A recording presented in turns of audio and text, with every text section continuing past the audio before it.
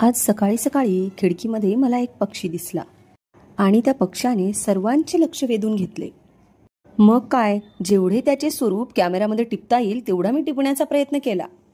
नुकताच हिवाळा सुरू झाला आहे, त्यामुळे अजूनही सगळीकडे हिरवळ तशीच आहे. परंतु अशा छान वातावरणामध्ये झाडांवर न दिसणारे, वर्षभर न दिसणारे पक्षी हमखास दिसत आहेत. या दिवसांत स्थलांतरित पक्ष्यांबरोबर मुंबई, ठाण्यात तांबट पक्षी सर्वांचे लक्ष वेधतो आहे. हा पक्षी सहसा कोणाला दिसत नाही. झाडावर टुकटुक टुकटुक असा आवाज काढत हा चिमुकला पक्षी पानांच्या आड बसलेला असतो. निसर्गाने या पक्षाला हिरवा, लाल, काळा, पिवळा अशा विविध रंगांची उधळण यावर केली आहे. त्यामुळे या पक्षाला बघताच क्षणी आपण त्याच्या प्रेमात पडतो. या पक्षाच्या कपाळावर आणि छातीवर किरमिजी लाल रंग असतो. डोळ्यांच्या वर आणि खाली पिवळे अर्धवर्तुळाकार पट्टे असतात.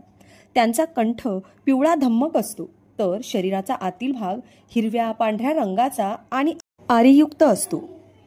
हा तांबट पक्षी टुकटुक टुकटुक असा आवाज काढतो, जो तांब्याच्या भांड्यावर हातोड्याने मारल्यासारखा वाटतो. यामुळे त्याला कॉपरस्मिथ बार्बेट असे इंग्रजीमध्ये म्हणतात.